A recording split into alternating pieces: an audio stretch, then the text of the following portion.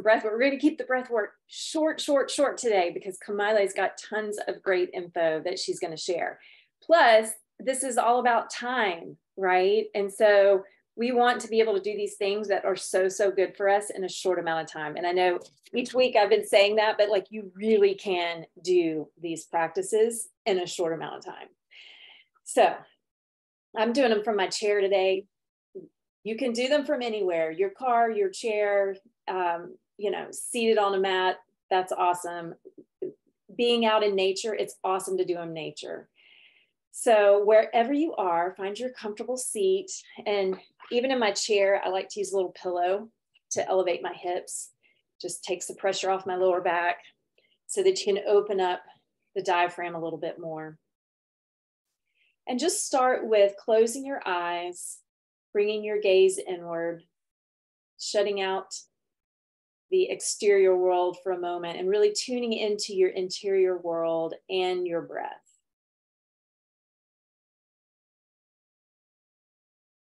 And notice when you tune into the breath, when you just simply notice it without trying to make any adjustments, that you naturally breathe deeper. The breath tends to slow down. And now very consciously, just deepen your breath, inhaling through the nose, exhaling through the nose, feeling your chest and your belly expand as you inhale and release as you exhale. And you might even bring your tongue to rest gently on the roof of your mouth, right behind your teeth. This helps to calm the nervous system.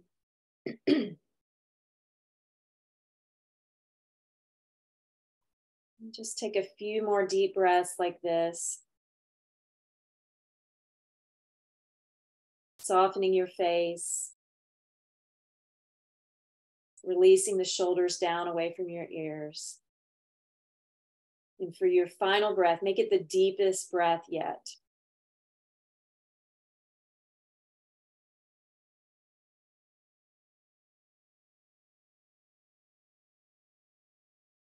And then you can keep your eyes closed or go ahead and open your eyes. We're going to come into breath of fire. So remember, this one is, you'll inhale gently to start, and then you're going to exhale as if you're blowing out a candle with your nose. So it's little puffs of air out through the nose, and your belly will naturally pump. So the navel is drawing in towards the back of the spine. So we'll take a deep breath in. Exhale through the nose.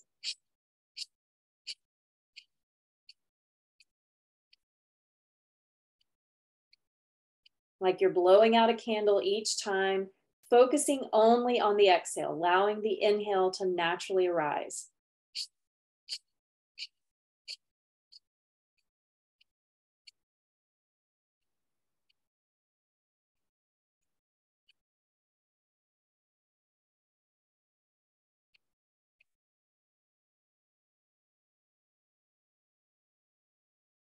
We'll go 20 more seconds.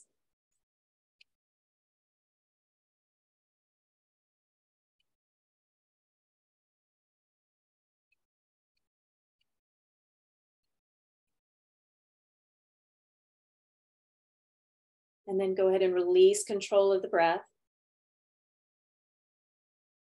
Come back to your organic breath for a moment.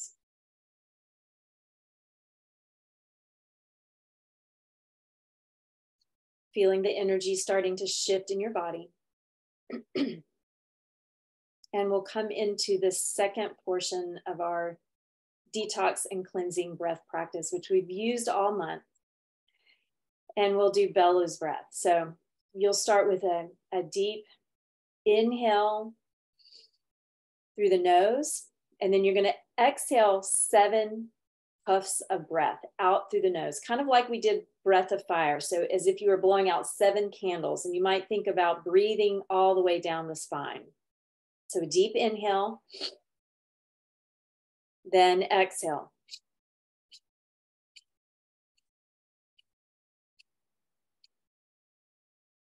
Deep inhale. Then exhale, 7 breaths. 7, 6, 5, 4, 3, 2, 1. Stay with it.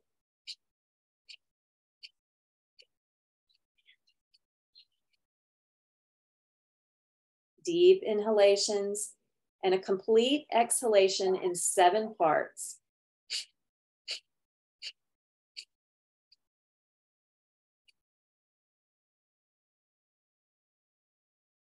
Go 2 more rounds.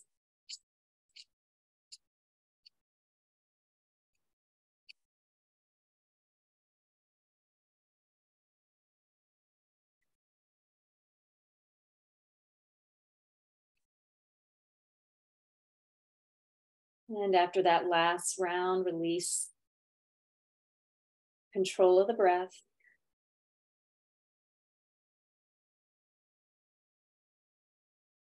And we'll come into the cleansing and activate breath. So this is the one with your arms. You'll make the mitten hands, like nice energy in the hands. Arms come up.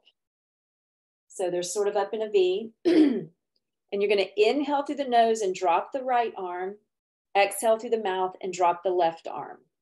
So inhale, nose, mouth, nose, mouth. And you want to actually hit the side of your body so that you're activating, stimulating the lymphatic system. Okay? And you can go fast or slow. Nose, mouth, nose, mouth, nose, mouth. Stay with it.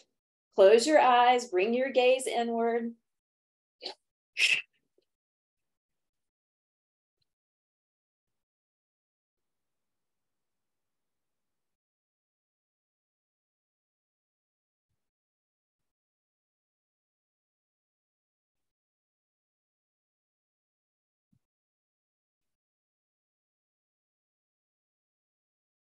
Ten more seconds.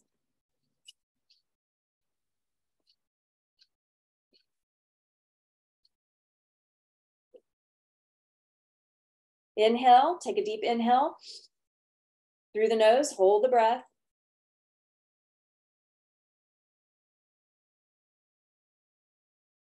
Exhale, release the hands down.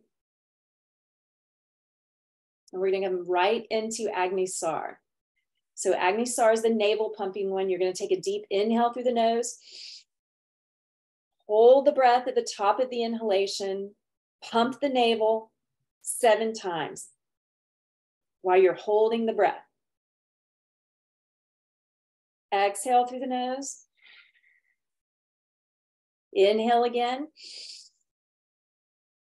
Hold the breath, pump the navel 7 times. Exhaling completely. Continue on your own for a few more rounds. If you've been practicing this all month, you might even want to try to pump the navel 11 times or maybe even 21 times. See how much you're building up your capacity,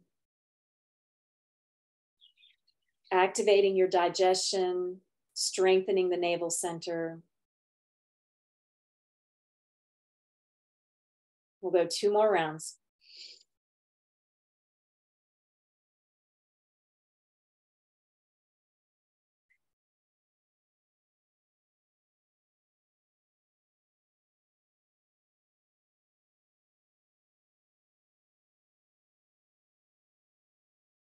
And after that round, we'll come right into alternate nostril breathing. Index finger and middle finger to your brow, starting with closing the right nostril, inhaling through the left, closing both nostrils, holding the breath, then opening the right and exhale. Inhale through the right nostril, closing both nostrils, holding at the top, exhaling down the left, opening the left nostril. That's 1 round. Continue on your own for 3 more rounds.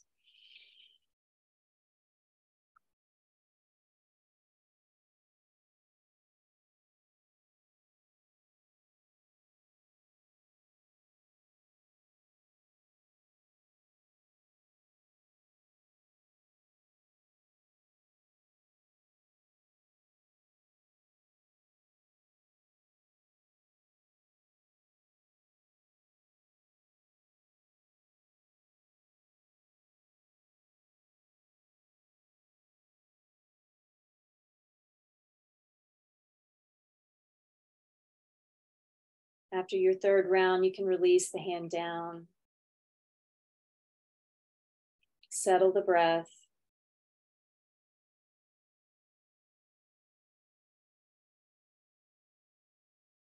Dwell in that silence, which is you, ever changing, ever growing, ever expanding. Bring your palms together, thumbs pressing to heart center, and offer yourself some gratitude for taking this time to nurture your mind and body and spirit, and to grow, to expand. We thank you for being here and being present. And we welcome you to week 4, which is Detox Your Time. And so let's see, that took us just slightly over 10 minutes. And so I hope that shows you the power of your breath and starting a ritual, which we're going to talk about today. So it is my honor to introduce Kamaile Puaoi, who is a very successful entrepreneur. She is a Hawaiian healing arts practitioner. That's how we first met. We are Lomi sisters, trained by the same kumu, and just have really been on a beautiful journey together. And she is also a single mama. So those of you single mamas out there, or just mamas in general, or dads, you know, your time is not always your own. So she has really mastered the art of managing her time well. And so I welcome you, Kamaile, and I'm going to share along the way, and I'm going to put your name in for this fun prize, which I'll tell you later. That relates very much to what we'll be talking about. But for now, I'm going to turn it over to Kamaile, and excited about the words of wisdom you have to share. Oh, mahalo, Susan, for inviting me to share today. And aptly so, because, you know, I'm getting back into, I should say, you know, I get away from really time management. And that's when I realized that my life is typically going off track, and, you know, and it is way harder to manage life in general. And I get super overwhelmed. So I thank you everyone for joining us today. I'm Kamaile Puaoi. I'm Wellness with Mana, if you don't already know me. And I share from my Hawaiian perspective most days. And I also share from a lens of obviously biohacking, and as the everyday biohacking mompreneur, because it's really about the small wins and the micro wins that we make, you know, along the way every single day, that really add up to a lifetime of change, right? So I am thankful to have these circles that we sit in, and we get to do these types of, you know, convening together. But my story in general is I'm self-diagnosed. I call myself Queen Squirrel. I am self-diagnosed as having ADHD. My mind is super big picture. I'm all over the place most days. I'm very creative. I can come up with a new idea on the whim at any given moment, and it might take my my breath away as well as my mindset away. You know, like the pretty shiny thing is definitely constantly in my peripheral view. And if I don't somehow manage my time and my my mind, I can get super overwhelmed, because as Susan said, I'm a single mama, and that brings in definitely a whole other element. And I only have one. That might be harder, that might be easier, I don't know. But no matter what it is, it's managing somebody else's time line as well. And being that I create my income based on my own love, my own hands, my own thoughts, everything else, I needed to really be proficient with my time and my energy, so that I can be productive. So I'm sure my story is so similar to something that you also deal with, because we're all trying to manage our time gracefully, and trying to really biohack our way into health and not overwhelm is the end goal. So I'm going to go ahead and share my screen. We're going to get into this, and let's see here. I don't think I have, oh, share. Awesome. And let me, do you guys see a full screen or, okay, great. Wonderful. So I don't have to completely make it huge, but I don't know. Let me see. I'll do that. Okay. So, and let me just minimize that just in case. So today we're going to go ahead and obviously, I'm going to see if I can move this little bar. Yay.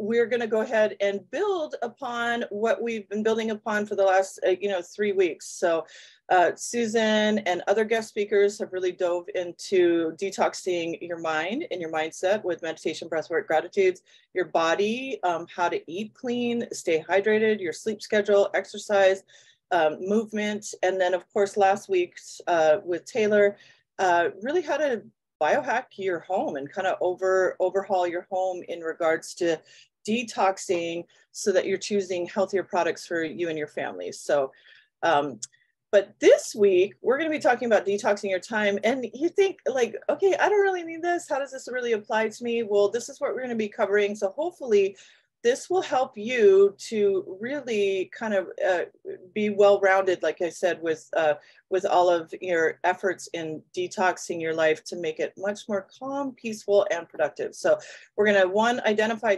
time wasters. We're going to talk about prioritizing your task and why that's important and how you can do that. Scheduling your time, saying no is a big one for most of us who love to caretake. And then why taking breaks, which ultimately is the detox part of it, is so important. So one of the things, obviously, that we're all, identifying as a time waster is social media. And it is really evident. I think the stats show that one of the studies that they did was showing that the average person spends at least 6 hours a week, 6.5 hours a week on social media. And then one even showed that it was somewhere in the realms of 11 plus hours for people just scrolling every single day. On average, people are spending about 2.5 hours on social media in total. And that's a lot of time. And if you're really not being, and here's the key thing for all of our detox, don't make it overwhelming. This is not something to be overwhelming. This is something that I'm going to give some loving attention to this week so that I can bring it to the forefront of my mind, the forefront of my thoughts, my efforts, and again, your intention on how you're going to move. And so when you're aware of these things and you become more aware, you move with more intention with your time, you're really going to start to see how does this integrate? How do I feel about this? How can I make this a daily practice? What are some of the things that I can do around it? Versus like another thing on your quote unquote to-do list of detoxing. So social media definitely is something that we can identify. Funny enough, email and messaging. How many times have you been in a project and doing, your thing, and then boom, a text message comes up from this person and they need your time and you're like, okay, I'm going to quickly text them back. Or if you're on your email constantly and you have it up and you get a ping, how much time are you actually diverting away from the task at hand to actually get to that?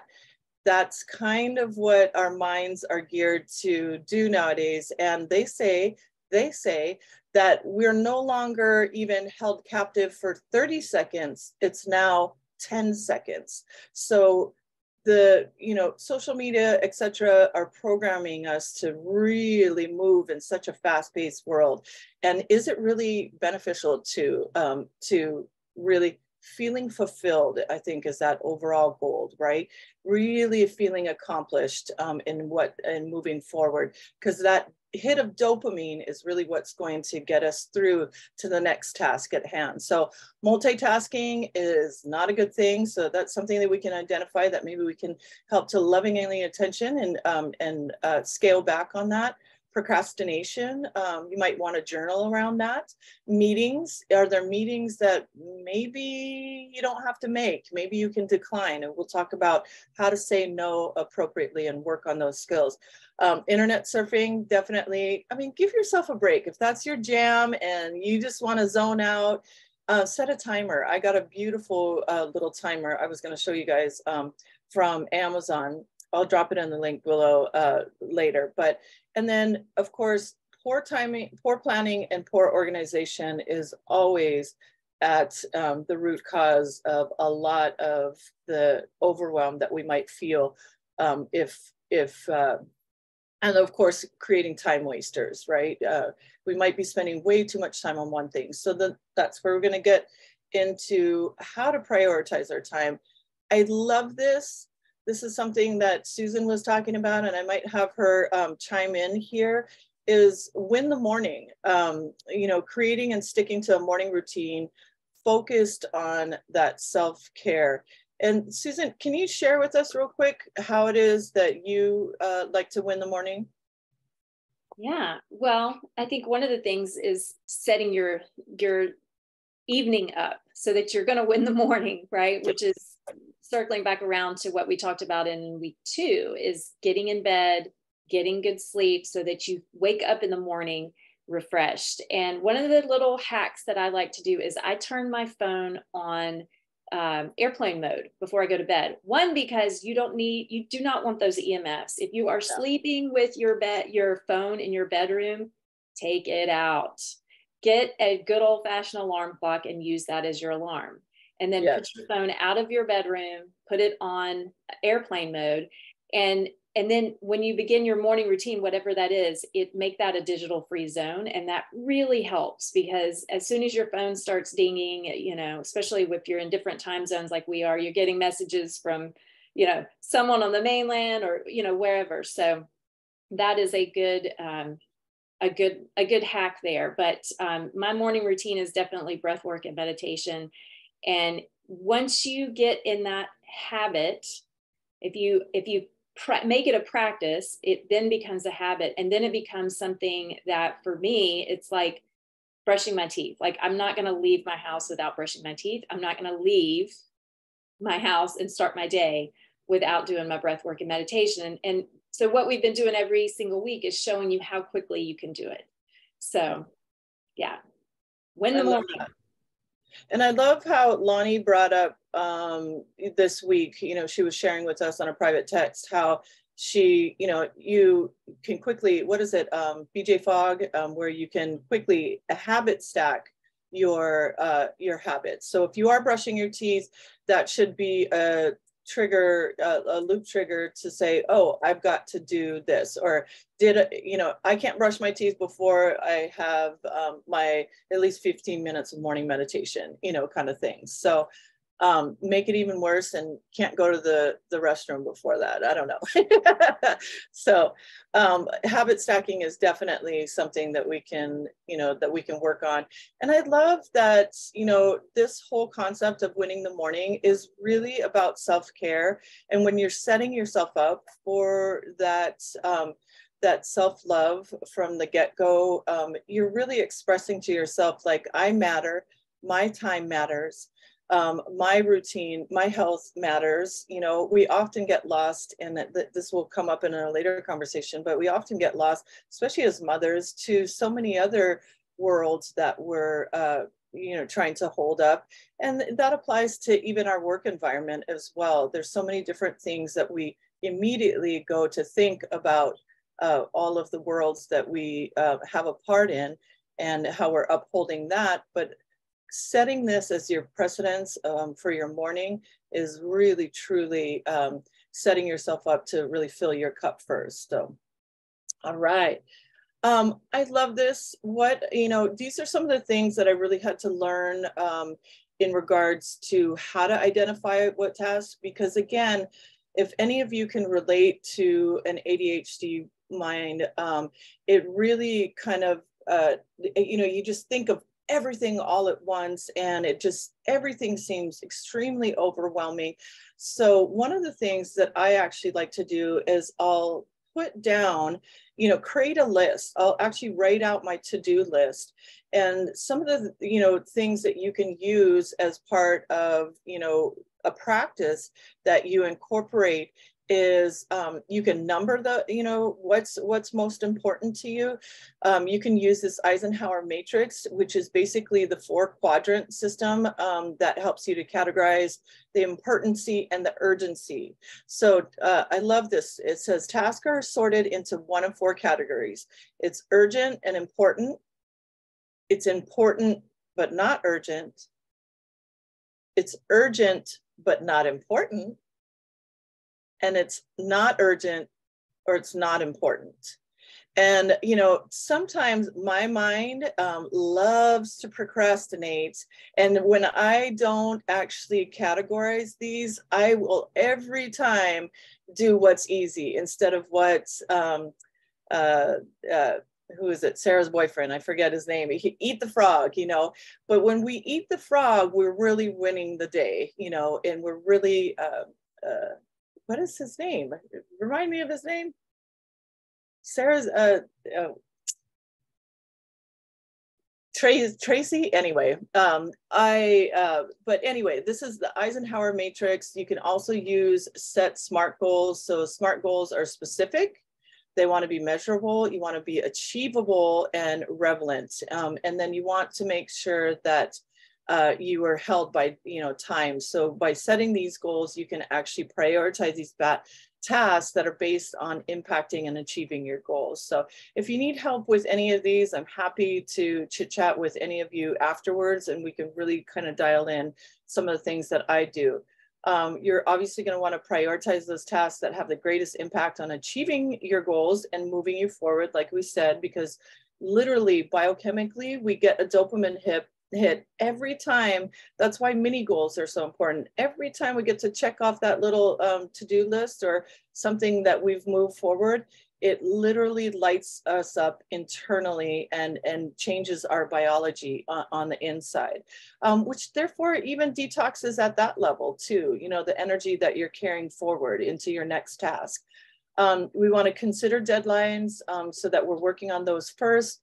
And this is really important to take breaks throughout the day, just so that we can charge and refocus. And then again, we can actually use that little break to prioritize. So I'll share a little trick on the Pomodoro technique in helping you to take breaks in just a second. So the next priority that you want to do in detoxing your time and give, like I said, loving attention to, these are just some suggestions. I'm going to see if I can get there. Is say no to whatever is not a priority and say yes to you. So Susan and I were talking about this last night, and it was really about, like, I was expressing to her, it's so easy for me to say yes to my team, or say yes to that call, or say yes to this, that, and the other thing.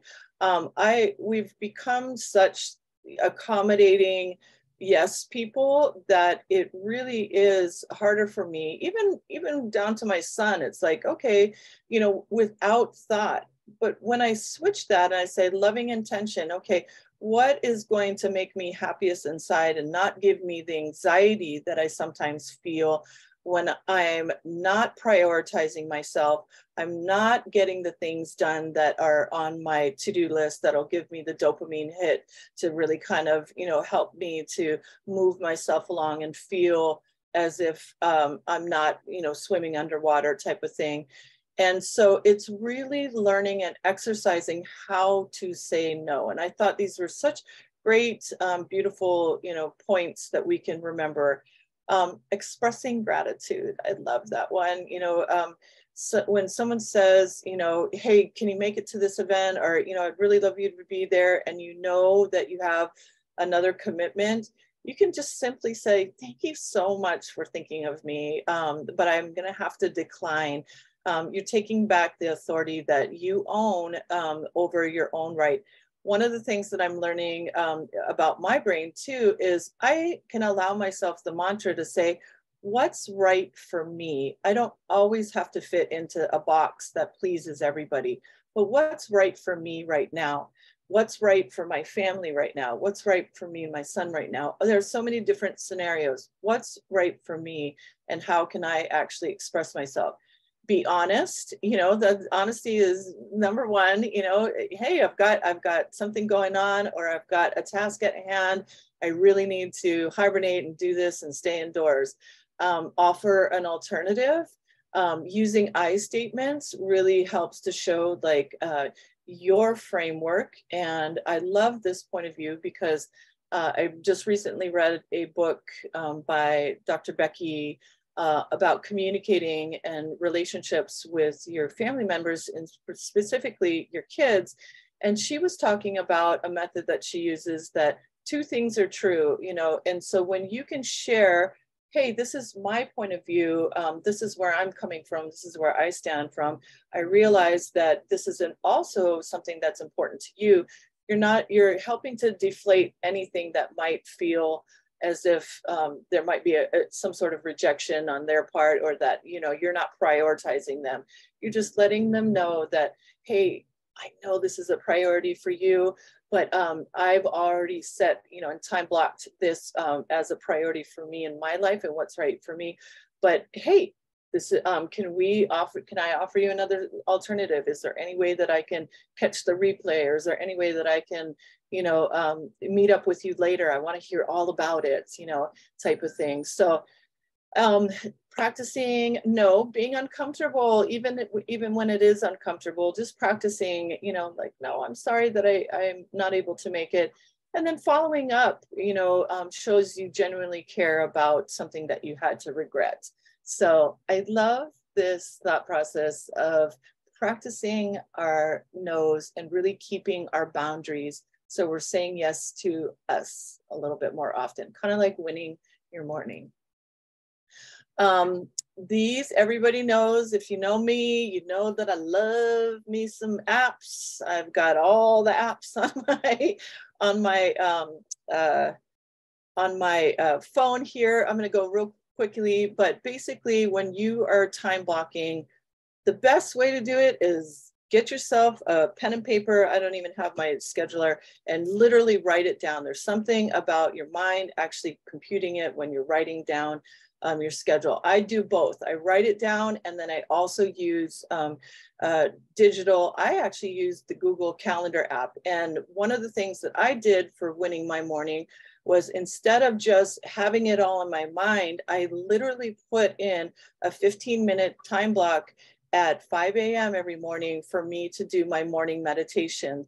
And I put in a time block for me to do my journaling right afterwards. So my mind starts to not only visually see what needs to be done, but it also is a loving reminder, like, hey, you have committed to yourself to set some time, including me reaching out to Facebook and just engaging, and Instagram, because that's a part of who I am in my business. So I've literally time blocked those and color coded them to make it fun on my Google Calendar. But take a screenshot of this. These are other ways that you can do that. You definitely want to be making sure that some healthy practices are in there. And maybe that's even scheduling some time with your family that is when the books close, so to speak. So this is your week's challenge. I love it. This was inspired by Susan. So I know that we're running a little overtime, so I'm going to have her kind of go over the challenge for this week, and then we'll wrap it up. Yeah, so your challenge this week is to do a digital detox.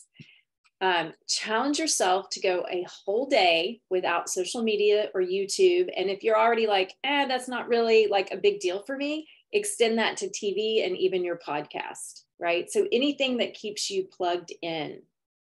And there's many reasons for that. Not only is it about your time, but it's also about plugging into these EMFs nonstop, right? So if you have not read this book, the EMF book, by Dr. Mokola. He actually talks about what the EMFs are doing to your body. He explains it very scientifically, but suffice to say, it is not healthy to be plugged, walking around with your phone all the time. There's multiple studies now coming out that are showing how the EMFs really impact our brain, even impact our cells down to the cellular level. And again, he talks about it in this book. Interestingly enough, he also talks about NRF2 activation and NAD. So those of you who are taking our Protandim products, this is a really good book to read. You can feel good about what you're doing because you are helping to reverse some of that cellular damage that's caused by EMFs. So one of your challenges is also going to be, it's not just this, but we're gonna plant some seeds about this one. This is the main one, right? Because this is such a time suck for so many people. So befriend airplane mode. And then more importantly, when you do this, notice how you're feeling. What spaciousness does it create in your day? How does it shift in your brain, your mindset? What shifts for you? And so I want you to really acknowledge that as well. So when you notice it, you'll be more apt to shift it. And then along the way, I'm going to tell you one of my favorite hacks after you do your digital detox is to take and you might even want to do this for the digital detox if you're somebody who's really out of habit, like when you're waiting in line or, you're in and you just tend to flick on, oh, I'm going to scroll, right? It's kind of like being plugged into 24-hour news. I hate to tell you, those of you who don't like, because we don't watch news, but if you're scrolling, you might as well be plugged into 24-hour news. It's just your friend's news. So if you will take your social media app, whether it's Instagram, Facebook, whatever it is your big go-to, hide them on your phone. Put them like where you have to scroll. And then you can even, how on the iPhone, you can drop them into another folder. I'm telling you, if you do that, you will catch yourself. It's like putting something you use all the time. It's like hiding the cookies. Hide the cookies. If you're saying, I'm going to give up sugar, hide it from yourself.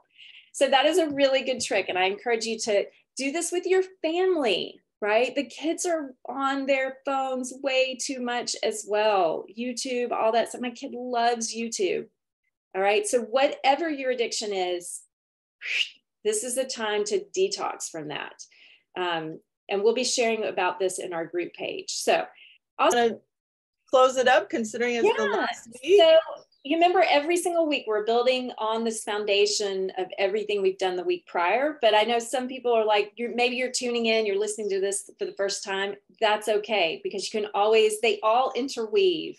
Wherever you start is perfect with any of these things that we've talked about all along the way. So many of you have asked many questions about the breath work. If you have been practicing the breath work all month long, I really commend you and would love to hear.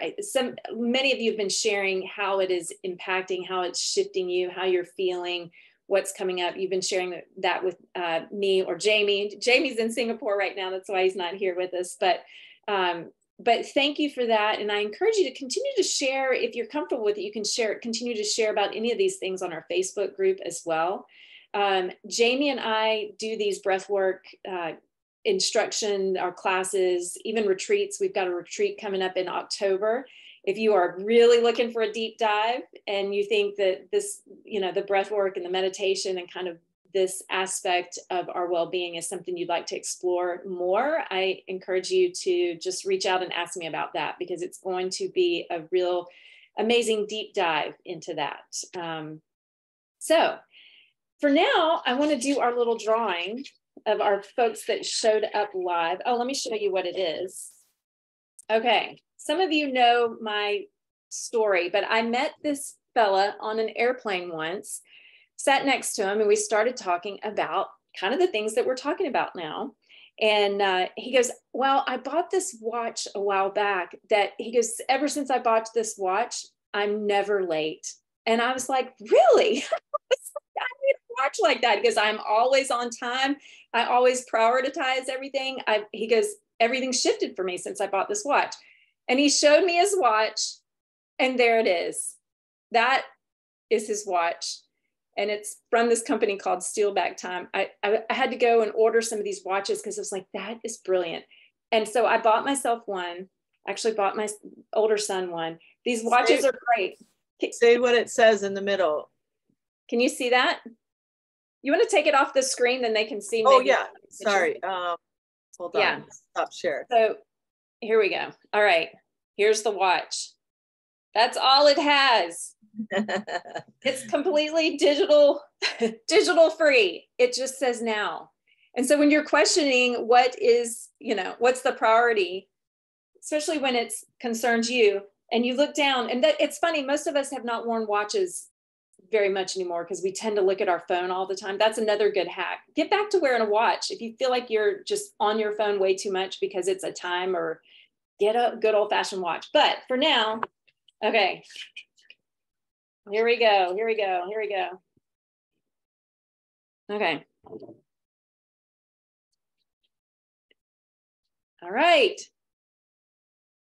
Tamar, is she still on here? Oh, she is. Good. Tamar, you get a watch. A now watch. All right. Thank you so much. You're welcome. I love it.